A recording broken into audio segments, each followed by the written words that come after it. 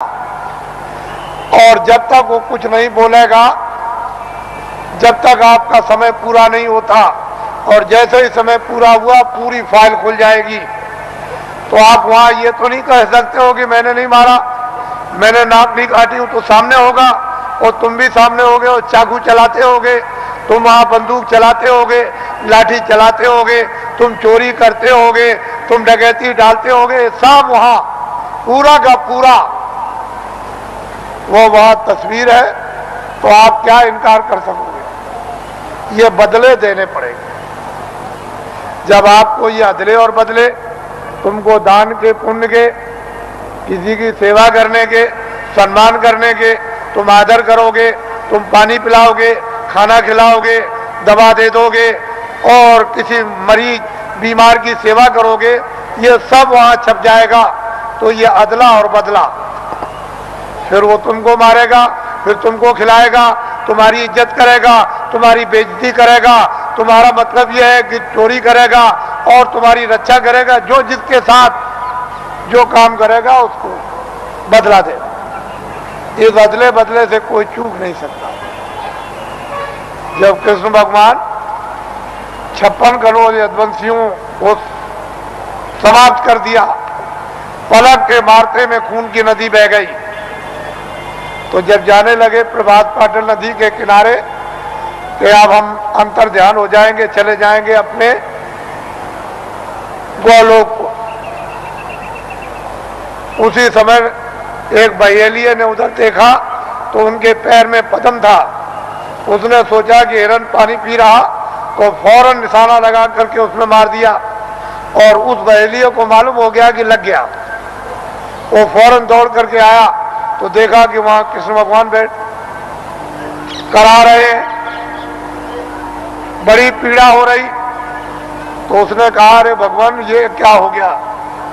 मैंने तो सोचा था कि हिरन पानी पी रहा और यहाँ आप निकल आए, मैंने तो बड़ा अपराध किया।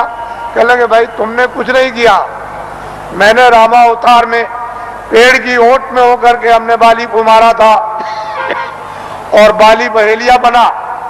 तो फिर वो द्वापर में कृष्णा अवतार में उसने अपना बदला ले लिया। जब ऐसी ऐसी शक्तियों से ये बदले नहीं चुक सकते हैं, उनको भी बदला देना पड़ेगा। तो तुम्हारे पास तो कोई शक्ति और ज्ञान नहीं, तुम कोई योगी तो हो नहीं, तुम तो मतलब यह है कि आप सिद्धि प्राप्त करने वाले तो हो नहीं, तो तुमको तो ये बदले देने ही पड़ेंगे। जब ऐसी ऐसी शक्तियों को देना पड़ा और किताबों में लिख दिया कि ये हमसे भी बदला नहीं चुक सकता, हमको भी देना होगा, लेकिन संत इस बदले को चुका देते हैं। उनके पास बदले के चुकाने का मसाला है, योगियों के पास नहीं है, सिद्धों के पास नहीं, ज्ञानियों के पास नहीं, तत्वदर्शियों के पास नहीं, संतों के पास में इसका मसाला है, इसको चुकाने का, और किसी के पास नहीं। तो आपको तो ये भेद मालूम है नहीं, फिर आपने तो कृष्ण को देखा नहीं कि आप जल्दी से कहोगे कि नहीं हम भी हैं। फिर जब आपने देखा नहीं तो पूजा किसकी कर रहे हो? अरे किताब में लिखा है कि तुम जाओ, अगर मुझको पाना चाहते हो, मेरा दर्शन करना चाहते हो, मेरे लोक में आना चाहते हो, तो जो मुझको पा चुके हैं तत्वदर्शी, जिन्होंने अपनी जीवात्मा को जगाकर और ज्ञान चक्षु द्वारा जिन्होंने मेरा साक्षात्कार किया है, तुम उनके पास चले जाओ, वो मेरा भेद बताएंगे और उनकी कृपा और मदद और सहायता से तब मेरे लोक में तुम आओगे। तो ये तो कोई मानने वाला है नहीं। तो बताओ फिर पूजा किसकी हो गई? तुमने खुद को अपने को धोखा दिया, खुद को भ्रम में रखा, खुद को अंधकार में रखा और खुद भटक गए। कौन बताएगा आपको? आपकी आत्मा की कौन रक्षा करेगा, कौन संभाल करेगा? माँ बाप कर नहीं सकते, धन दौलत कर नहीं सकता, राजा कर नहीं सकता है और लोग कर नहीं सकते हैं, तो इस आत्मा की रक्षा कौन करेगा?